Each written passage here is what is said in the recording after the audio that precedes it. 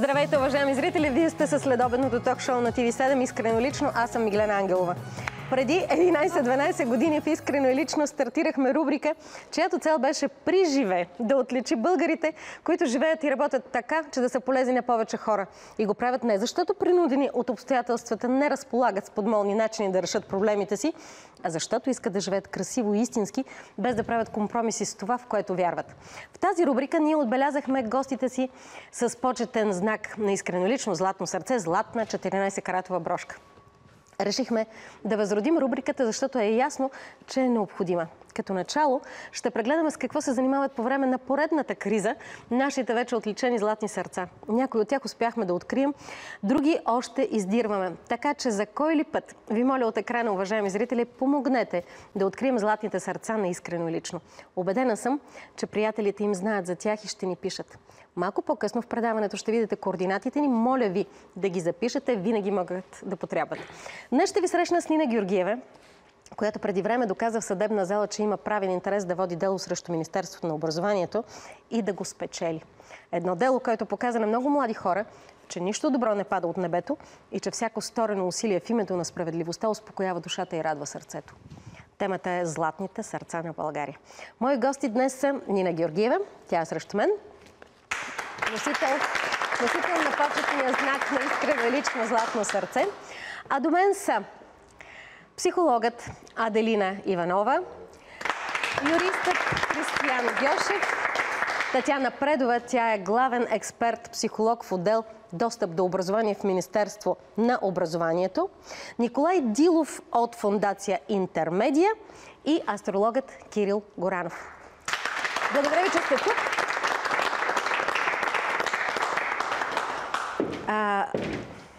Нина, радвам се да те видя.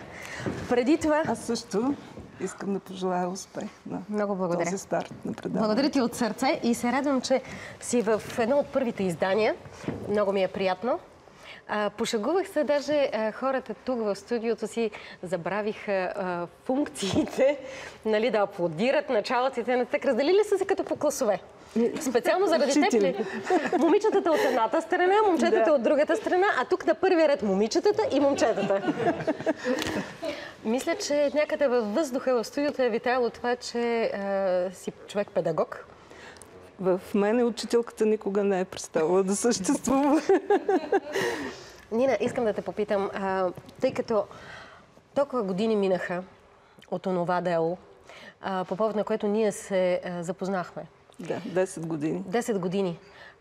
В едни времена, които на теб ти беше много трудно, много ти беше дошло до зъбите и беше решила да докажеш, че хората в България могат да се справят, когато поискат. Да, стига да вярват, че могат. Продължаваш ли да вярваш в това? Да, вярвам. Вярвам, че всеки един човек, когато мобилизира силите си, когато си постави цели, може да ги постигне. И което много го ядосат, сигурно. Да, ето, например, аз реших, че този съдебен спор, който се проточи толкова години и това, че дори и съдебните решения подлежат на неизпълнение, аз заведах жалба в Страсбург, осъдих държавата. Да, получих си обезщетението. Между другото ще кажа браво. Получих си обезщетението, но на практика хората, които нарушиха правата ми, продължават.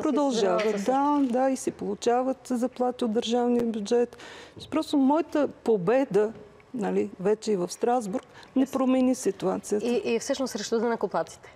Да, на практика аз ощетих тях, защото тези обезщетения... Не ги ощети ти тях. Не ти. И така трябва да бъде. Системата ни е човек такава. Трябва да продължава дори в Страсбург. Аз се радвам, че Кристиян е тук и че от последната ни среща ефирна с него, той вече е юрист, сериозен човек. Мога ли да кажа, че той ми подготви жалбата за Страсбург? Разбира се, похвали го. Аз много се гордея с него. От протестите на учениците срещу матурите тогава до наши дни вече имаме от един ученик, който просто не можеше да се примири, както и неговите приятели, един юрист. А кога ще започнем да търсим, как беше, регресен иск към тези, които са причинили вреди? Ами всичко в този живот е един кръговрат и рано или късно то се връща. Само да не чакаме на Господ, че това е малко отчаиващо.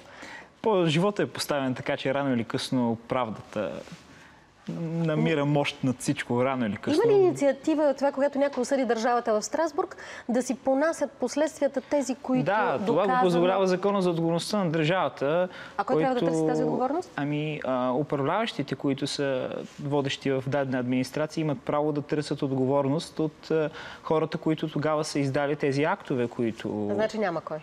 Но няма кой.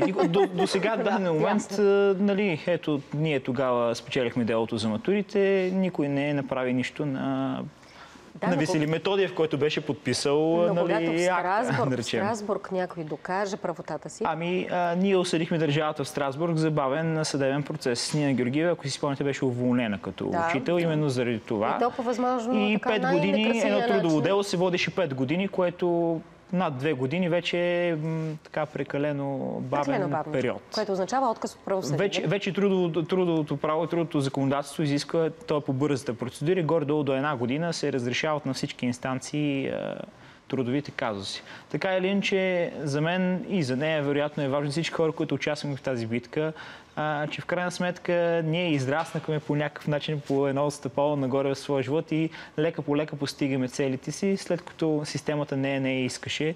Тя намери по друг начин да преподава и да дава знания на други хора и да ги обучава. Но толкова жалко за системата. Аз и намерих сега хубава работа в TV7, работя в екипа на господин Бареков, ходим по градовете, помагаме на хора, да обработваме всякакви сигнали, ние имаме цял юридически екип. Кристиян, ти мислиш ли, че аз това щях да го спестя? Ами, не е вероятно, но в крайна сметка е доста важно. Ще да те похваля много повече. Няма ще да кажа, ето този човек работи в екипа на Николай Бареков като юрист и помага на хората да решават своите правни казуси. Пред това ние се гордеем с теб почти като майчински, защото си ни израснал пред очите. Точно. Така или иначе, аз се радвам, че при всички тези години по един или друг начин ние сме справили да контактуваме помежду си и с вас, и с Нина, и с всички хора, които тогава сме тук на вас, а пък иначе сме на ти. Ами да, малко по-културно заподаване. А иначе сме в Искрено лично.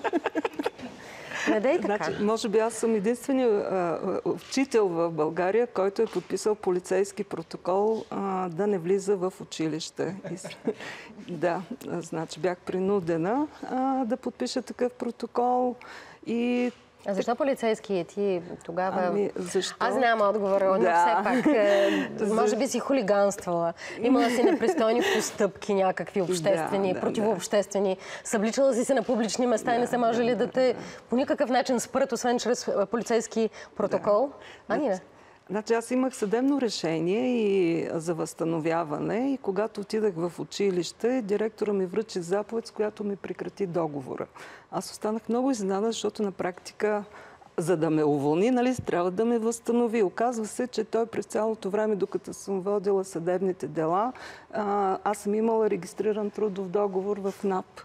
И аз съм била част от учителския състав. А не си подозирала за това? Не съм подозирала, защото, как да кажа, не съм си мислила, че ще има такова действие от страна на овластено лице, каквото е директора. Но го е имало. Имало го е, да. И на практика се оказа, че неговата заповед е законна. Значи, след като има регистриран трудов договор, той е в правото си да издаде заповед за прекратяване и тогава аз отказах, нали, да изляза от сградата и той извика полиция. И полицията каза, че всичко, което имам като претенции, трябва да се обърна към съда. И понеже аз бях изчерпала, имах решение на Върховен касационен съд. Нямаше вече накъде нагоре. Да, накъде и тогава вече Кристиян ми подготви жалбата. Приложихме всички решения, протоколи и така нататък. И осъдихте държавата. Да. Но аз взех тогава много важно решение. Знаете ли, докато стоях отвънка и разговарях с чистачките, които така Жоро Игнатов много добре представи. Те бяха много темпераментни жени. Аз започнах да им обяснявам какъв е казуса. И аз си дадах сметка, че когато не мога да преподавам на ученици, защо да не преподавам на хора, които имат нужда от информация. И тогава записах в една специалност след дипломна квалификация в Софийския университет менеджмент на учене през целия живот. И тогава реших, че моето отсъствие от образователната система може да бъде компенсирано да помагам с информация, да обучавам възрастни хора.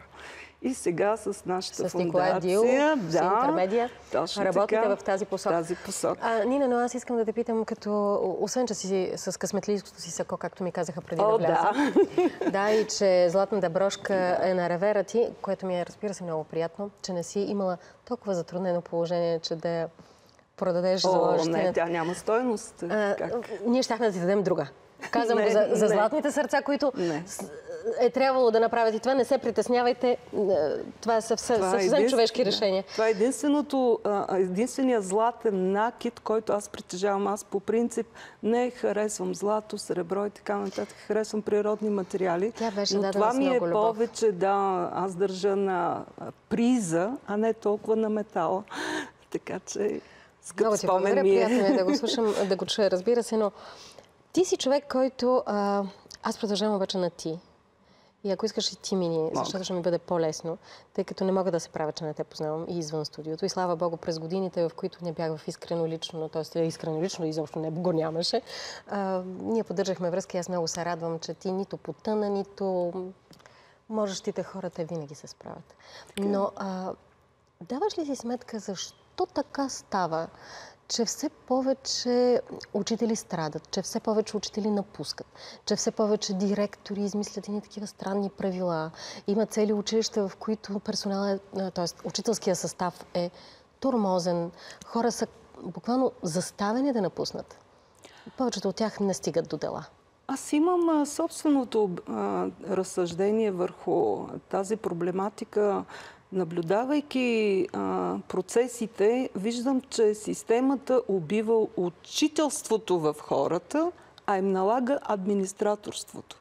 Значи, когато учебният процес е лишен от творчеството на учителя и той е превърнат в един изпълнител на разписани там урочни единици и така нататък, на практика той не е толкова ефективен, губи интерес.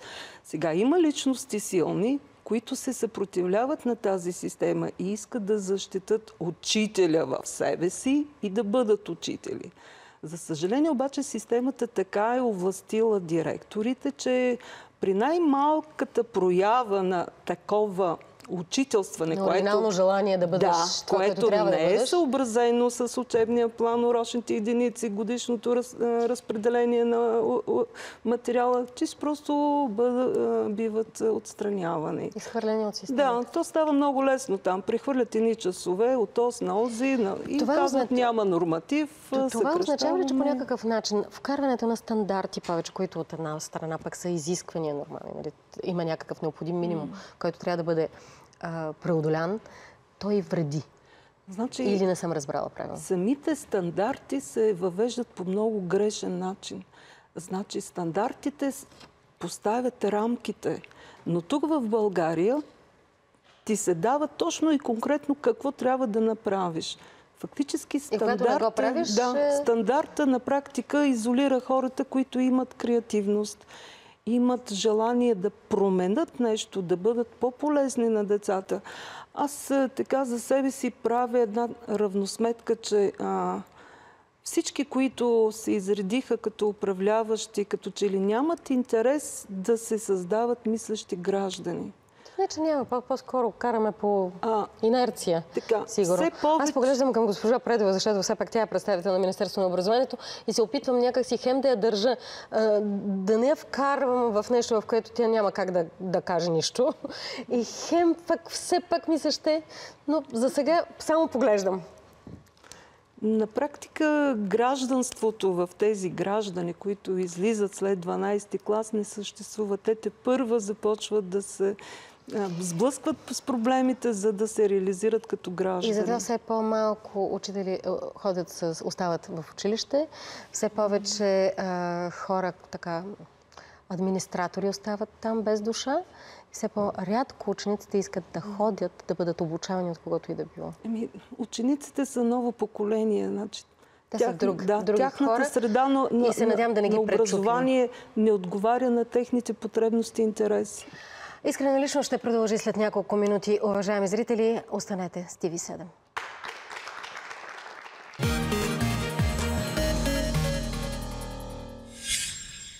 Искрено лично продължава, уважаеми зрители. Днес се срещаме в рубриката "Златните сърца на България". И тъй като най-сериозният повод е да разбера какво правят златните сърца на България в наши дни, кажи с какво се занимаваш? В момента аз съм ръководител на проект Пациентски информационен център, който се финансира по програмата на финансовия механизъм на Европейското икономическо пространство. Чрез този проект ние правиме един център, в който всеки може да получи информация по отношение здравни, социални права.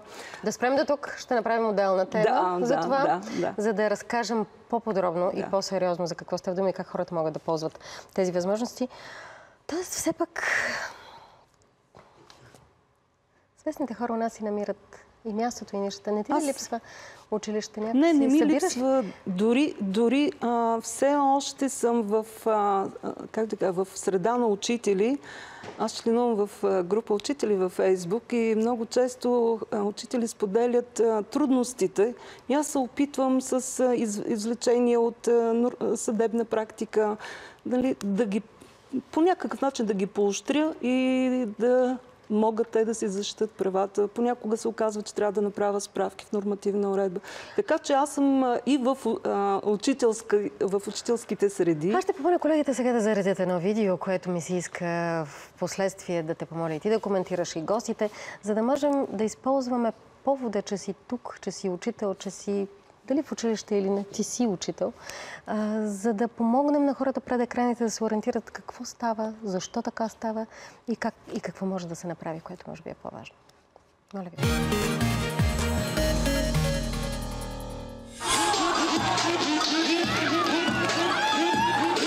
Христо Данев е учител по английски и класен ръководител на 8-ми Б клас от хуманитарната гимназия Кирил и Методий. На 24 февруари, в деня на националния протест, той решава да организира учениците да се снимат в популярния танц Харлем Шейк, в който всеки трябва да танцува по нетрадиционен начин и да е облечен ексцентрично. Аз също подкрепям недоволството на хората, но представих нещата под един по-различен ъгъл и именно контрапункта беше Харлем Шейк.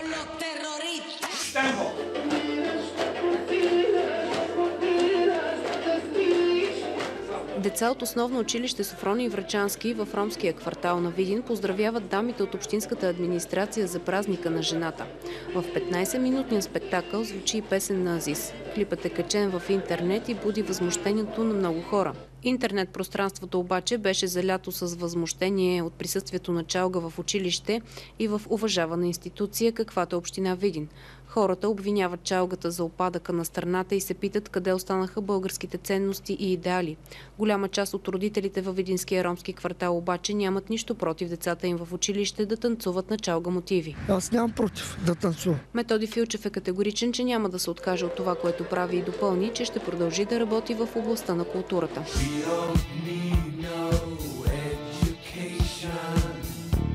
Не съм отишла пияна, а там малко за настроение си пинах. Хора, обичайте си децата.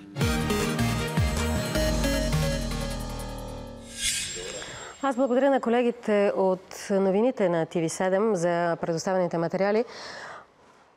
Когато гледаш подобни репортажи по телевизията, какво усещаш? Значи аз съм в течение и съм запозната с случаите. Имам различно тълкуване. По отношение на учителя от Пловдив, той е направил нещо, което се харесва на децата. Направил го в извън работно време. Дал е възможност да покаже това. Е важна близостта между учител и ученици, нали така? Значи това е създаване на мост. Кристиан, нали така? Това са новите учители на България. В крайна сметка и моите любими стари бяха такива.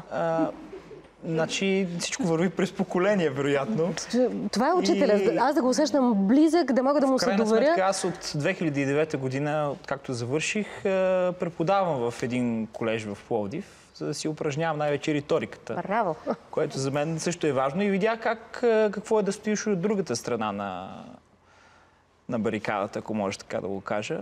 Просто нестандартният тип учител, който е по-близо до самото поколение, този, който може да те увлече в в даден урок, ако щеш, и по-близо до себе си. Те са по-малко. Те са по-малко. Но са по-ценни, ние трябва да ги пазим тези хора. Да, но едно време не ги гонехме. Когато аз ходех на училище, предполагам, че и вие, господин Дилов, предполагам, че и Нина, Ади със сигурност, може би и вие, когато сте били в училище, тези учители не изчезваха от системата. Системата не ги изхвърляше така, до автоматизъм вече е сведено. По-различен учител ли си, вън си? В крайна сметка тук има Ако пиваш понякога вътре тайничко в хранилището, си окей. Само учениците някак си негодуват, не знам защо. В крайна сметка тук и с госпожа Предова един случай, който разработихме и вие вероятно знаете, за един учител в немската гимназия в София, Детелин Кънев се казваше, който по разкритие, по разследване на TV7 и News 7 се оказа, че говори мръсоти и перверзии на децата. Този учител се казва Детелин Кънев. Това не е съкращаване на дистанцията, за която ние говорим. И той е уволнен вече. Както в Харлем Шейк. Да. Той е уволнен в момента и дори прокуратурата го разследва по наш сигнал от родители и ученици. Но интересно, него системата не го е изхвърлила автоматично, трябвало е да се намеси някой. Той над 10 години го е правил това според разследването и хората са го търпяли. Наистина държи господин Предова професионално да обясне наистина как се обяснете защо системата не изхвърля такива учители, а изхвърля онези, които... За мен не знам как ще се измъкнете от този въпрос. Въпросът с границите. От много време наблюдавам, че доста са размити границите между приемливо и неприемливо, между приятелско поведение и това, което наистина преминава тези граници. Както в случая с Харлем Шейк, така и в случая с немската гимназия, лично бях ангажирана и имах възможност да говоря с родители, с деца. Кое ми направи впечатление? Какво разбират децата по това да бъдеш приятел с тях? Не това да бъдем с тях на кафе. Те искат от възрастните да бъдат предсказуеми и да зачитат достоинството им. Когато това се случва, за тях това значи приятелство. В по-голяма част от случаите, разбира се, както в 91-а немска гимназия, това се е използвало. Още повече децата не са достатъчно асертивни да казват не в тази възраст. И се опасява това да не им се отрази по някакъв начин. Все пак възрастен човек, нали? Той обикновено знае по-добре от нас, малките. И тогава системата трябва да бъде достатъчно чувствителна, за да различи това поведение, което е приемливо и което е неприемливо, и да не се стига до намесване на медии и на министерство, защото нашата цел е всъщност и политики да се решават нещата на местно ниво, на по-ниско ниво. Госпожо, пред вас се опитвам всичко това да си го представя в моето училище, при моята директорка, преди не знам колко години, не са малко. И знам, че това нямаше как даже да се случи. Просто нямаше, изобщо в мислите ми такова нещо не може да се получи. А защо тогава някак това не ставаше? А сега трябва да се обяснява. Аз и тогава трудно можех да кажа какво разбирам под близко отношение с учител, но сигурно щях да кажа да ме уважава, даже нямаше да стои това. Те всички ни уважаваха. Някакси не се минаваше една граница. Ние също не минавахме. Нещо става и мисля, че това в голяма степен се дължи на директорите и на тази тяхна абсолютна... Те са като феодали някои. Имат дефицити душевни, компенсират ги върху всички наред. Аз ще кажа, че по принцип Министерството подготвя законодателни промени. Както сте чули, готви се нов закон, но какъвто и закон да се подготви, е важен човешкият фактор, който работи вътре. Определено той трябва да бъде обучаван в това. Но законите създават предпоставки. Така е, да. Когато един закон създаде предпоставки в училище или на друго място да има предимно некоректни хора, те тутък си се появяват. Но съвсем наскоро бях на една конференция, свързана с един друг голям процес, който тече всъщност за деинституционализацията, и я водеше един английски позитивен психолог. Той наричаше себе си щастливолог. В тази връзка просто на нас ни е необходимо малко повече позитивно мислене, включително страна на директорите. Без да прекаляваме до идиотизъм да стигаме. Хората, които работят, с тях не са им врагове, те са от един екип и за мен е важно това да бъде осъзнато, за да няма тази враждебна среда в училище. И смятам, че все повече ще се отваря пространството, за което аз ви благодаря, че започнахме да говорим за отношенията в училище, защото това е важен диалог, който просто предстои да се случи, за да може действително децата да живеят в една да растат в една спокойна среда. Няма как да има такъв един климат с напрежение вътре и ние да казваме, че ги учим на умения за живот, че им даваме необходимите знания и ние стресирани учители по никакъв начин. За хора, които ги мразят. Да, пълноценни да формират самочувствие в техните...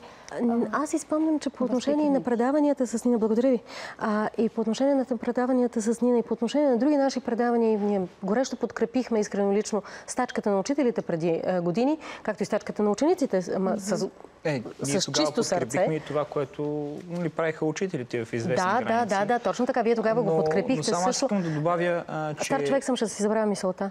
Да. В крайна сметка, госпожа Предова бяха написали много нещо хубаво в доклада за този учител Детелин Кънев. Пак връщаме, че той по грешен начин води мисълта на децата. Това е много важно, един учител. И тя може би с две думи да обясни какво точно имат преди да води мисълта на децата някъде. По погрешен начин мисълта на децата. Води. Той беше окупирал мисълта на децата. Да. Просто деспотваше на тая мисъл и това го видяхме всъщност в разработките, които всъщност много се отклоняваха и от това, което се изисква по държавните образователни изисквания. Те не правиха проекти, те правиха едни дълги, така наречени курсове, даже да ни кажа до магистърски работи бяха стигнали, които наистина бяха изпълнени с едно цинично съдържание. И ние всъщност това го видяхме по неговите бележки, защото той твърдеше, че това е тяхното творчество, което просто звучеше безумно, особено след като четохме всъщност много неща изчетохме от това, което са писали децата, за да достигнем до извода, че и да го аргументираме, че той действително им води мисълта в тази посока и обърква тяхната представа за отношение. Просто се нуждае от лечение да преподава на децата. Така и то години наред го прави, за съжаление. 10 години. Да. Но когато има предпоставки в обществото цялото, макар че аз не обичам тази дума обществото, но ето, учителите всъщност работят на едно подценено място. Някак си няма тази непримиримост към... Те правят едни големи компромиси, личностни постоянни при това.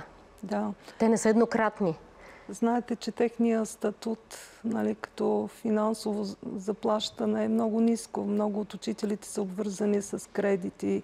И първата им мисъл е това, ако изразя мнение, което е противоречиво на директора или там на колектива, дали няма да бъда уволнена и как ще си плащам кредитите. И в крайна сметка в училище остават само тези, които не могат да си намерят никаква друга работа, които са съвършено некреативни хора, без въображение и съвършено не стават за това място. Те са примирени, да. Те са примирени. Да се върнем към Нина. Господин Дилов, научавате ли нещо от нея или вие сте един от първите приемни родители, т.е. много ангажирани с нейните любими теми? Темата беше наистина до каква степен Нина, като мой изключително добър познат и колега, работиме по това. Аз се признах нея за неформален директор, тъй като формирахме така наречен съвет неформален на директорите, в което общество ние така и в този микро вариант беседваме и комуникираме с всички. Аз наистина те подкрепих през цялото това време и продължавам тази подкрепа за теб. Защо? Защото считам, че това е човек, който може и с достоинство не само да носи своето сърце, и да бъде и пример за другите. Какво ви кара да мислите така? Смятам, че достоинството и човечността в нея, както и професионалните и възможности, далеч надхвърлят това, което всъщност представлява тя. Тя е една планета просто. Считам, че това е на какъв правилен човек сме дали златно сърце. Благодаря ви много. Аделина, ти си психолог, консултант в Искрено лично вече. Къде се нарушава тази връзка? Защо толкова много хора с дефицити в момента работят в системата на българското образование с децата? Това са щети. Когато кажем директор, учител, ние обикновено си представяме самата позиция. За тази позиция обаче, както стана ясно и до момента в разговора, стои някаква личност. Тази личност има лична история, лични конфликти, решени, нерешени, лични травми, отреагирани, неотреагирани. А родителите колко бързо разбират, че става въпрос за личните дефицити на учител, междувременно си тормозят децата? Сега това е при всеки различно. От една страна, така се получава дисбаланс. Родител, който се чувства неуспешен. Ние знаем, че нашето съвремие е доста трудно и пълно с така наречените мрънкащи родители. Детето това вижда вкъщи, не справящи се. В един момент родителя прехвърля цялата отговорност към учителя. И ако учителя не отговори на неговите очаквания, той съответно се настройва срещу него. От друга страна, това, което сега чувам, че 10 години е търпян такъв преподавател, родители, които вероятно са подозирали нещо, са си мълчали, което е доста дълго време. Съучастие. Да. И това, между другото, е проблем не само в образователната система. Това знаете, че и в домовете, в които аз съм работила, при изоставени деца, някакси страха да се изрази гражданска позиция и това, което е най-ценното и което Нина е дала, като пример, е умението да се научим и да научим децата да бъдат активни като граждани. Това е най-ценното. И не сърцето да бъде само златно, да продължава да топти. Това е най-важното. То да бъде подкрепено. Ние именно поради тази причина винаги с голямо желание даваме микрофона, трибуна на хора, които показват на учениците, показват на хората, заради които работят и заради които ги има, че трябва да се борят. Не просто да си там налягат парцалите и тихичко да си мрънкат, да си се... Така, нали знаеш, то в нашата държава е така. То ние, нали, затова така живеем. То, нали, така се случи. Това, че то се случи, защото ние сме помогнали да се случи. Не защото така се случва. Да, и някакси това така се случи е формула, чрез която не инвестираме в промяна. Ние просто стоим, защото така е по-удобно. Това, което исках да кажа по отношение на позитивното мислене, нека, освен позитивно мислене, да преминем им към позитивни действия. Тоест, ако има родителска среща, конкретно, нека бъде с децата и с родителите, където да се акцентира на справянето на децата. Да се види какво трябва да се случи по-нататъка и как да бъде подкрепено това нещо. Тоест да стъпим на здравата основа на това, което децата могат. Да разбираме, че имаш предвид родителска среща с основна тема да разпознаем достоинствата на нашите ученици. Това е много сложна тема, между другото. Да, но някои колеги, психолози са я правили така обща родителска среща и наистина има развитие в съвсем различна посока. Тези колеги психолози са случили на училище. Вероятно, но това иска да кажа, че директорът ги подкрепя. Винаги се личи кога един директор не е просто генерал с войници, а кога е не е генерал, извинявай, че да пресня. Той е фатмак, за съжаление, често. Генерал не е изкласил. Така. Но когато един директор не подкрепя учителя, който е творчески настроен, учителя няма това самочувствие, родителя го разпознава и учителя бива нападан и по-лесно. Винаги се усеща това. Така че нещата, ако мога да ги обобщя, е една екипна работа. Родител, учител, директор и вероятно знаете, но в други държави, когато се прави оценка на цялостното психологическо развитие на детето, то се прави с психолог, оценител, психолог, психотерапевт и родителя задължително минава през процеса, за да не стане после, ама детето ми не е такова, каквото вие казвате. Не, детето може да има слабости, но да се види къде точно трябва да се подкрепи ресурса. И родителя е участник в процеса. Когато се окаже, че родителя има по-голяма нужда от едно изследване и от съответната корекция. Както и директори, които има личности, които се чувстват спокойни само когато са във власт. Тоест, когато са облечени в закона, когато обличат дрехата на закона, само тогава имат самочувствие. Те се чувстват стабилна структура. Когато обаче им отнемеш това, те са едни много уязвими и несправящи се хора. Каквито са в действителност. Каквито са. Погледнах клипа с Жоро Игнатов, който сте правили 2011, мисля. Сега, когато... Не. Със сигурност беше много преди това. 2006 някъде. Така, за което се извинявам, но ми прави впечатление, че в училището влиза младеж гол до кръста. И така беше. Което, дори да не се разкаже историята, става ясно, когато влиза тяло някъде. Това значи липса на думи. Когато децата с телата се изразяват, дали ще е липса на граници, дали ще е липса на спазване на вътрешни закони. Когато няма комуникация между директори и учители вътре в това пространство, детето реагира с тяло, агресия, хиперактивност и измислени понятия. Не мога да не попитам, къде са го гледали този клип? Защото ние го нямаме. Аз го качих в... Какъв късмет. Ето кой нарушава. Така, само след няколко минути продължаваме в Искрено лично, уважаеми зрители. Останете с TV7.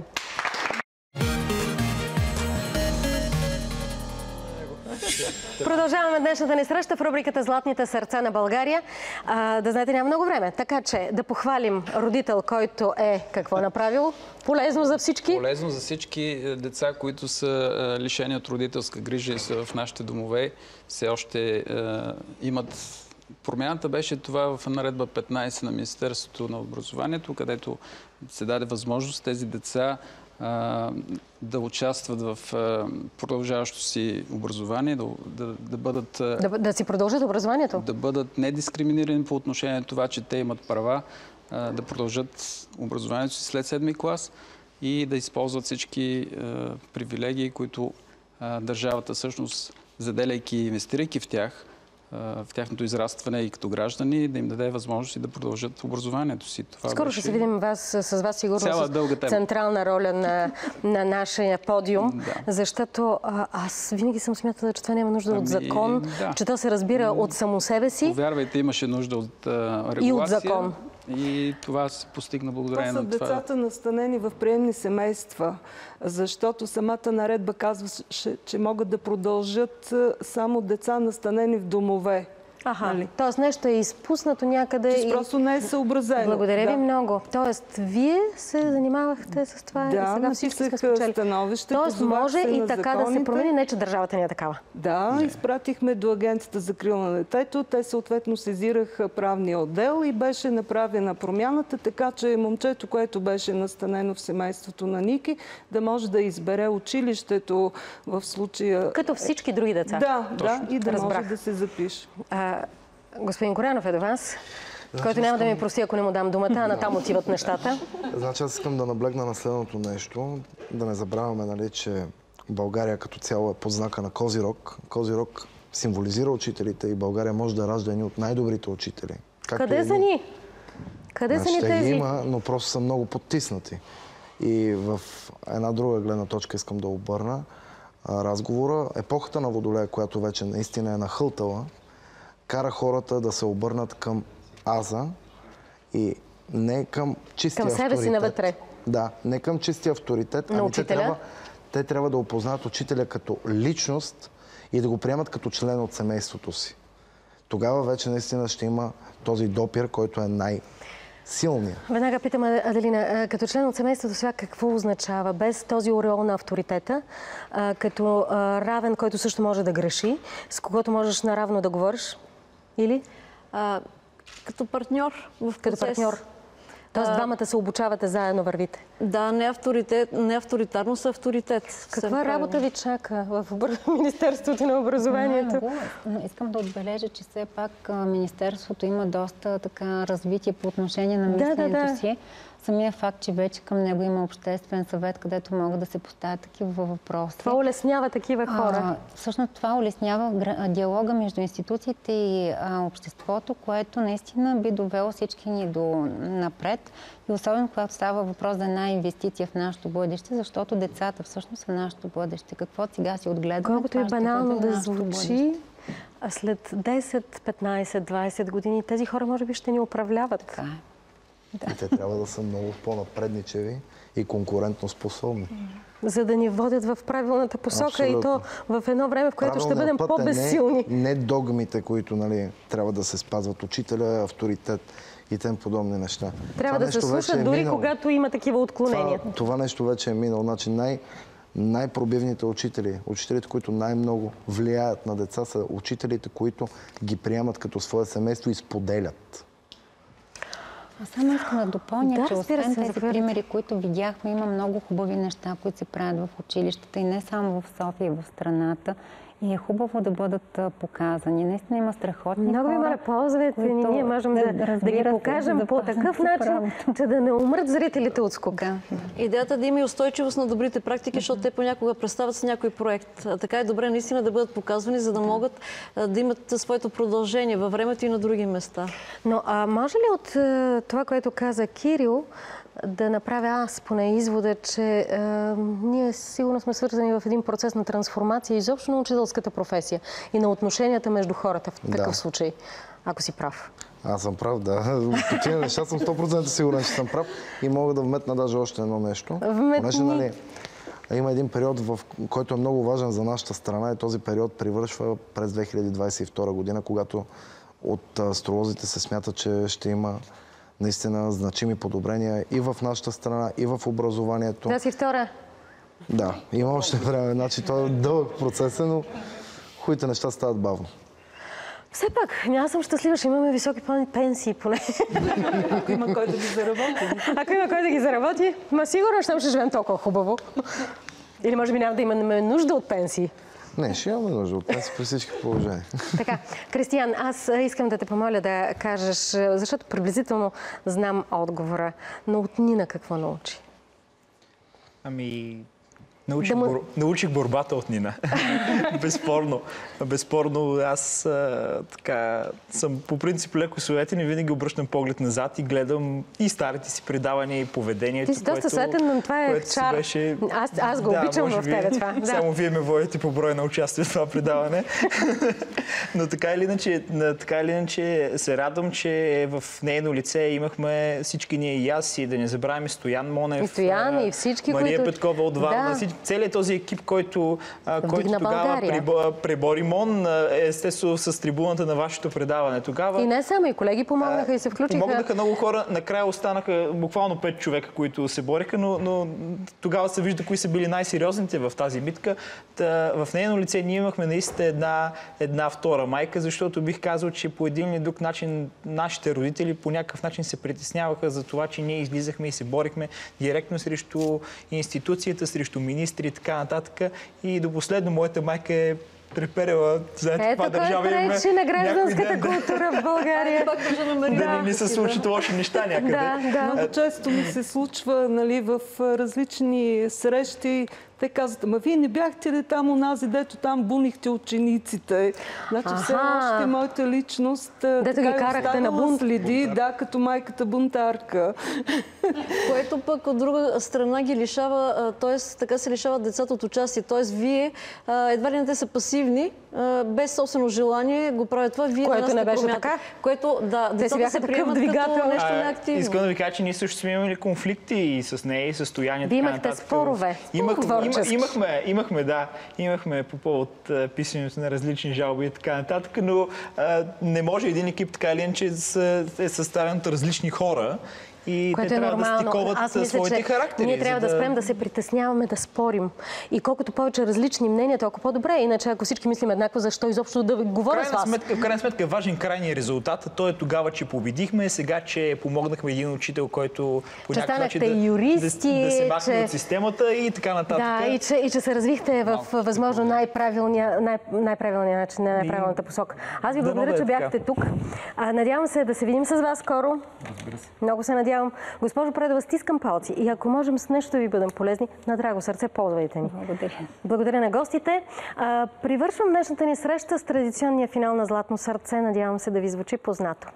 Заради хора като Нина Георгиева, аз твърдя, че българинът е смел, че българинът е силен, че българинът е толерантен и че българският дух е безсмъртен. Исках да ти видя усмивката. Така, надявам се, че сме съмишленици в това отношение с вас. И разбира се, с удоволствие ви пожелавам, уважаеми зрители, да изживеете остатък от днешния ден динамично, прекрасно и стремително днес в България и където и да се намирате по света, стига да сте българи. Благодаря ви. Благодаря. Благодаря ви, момичета.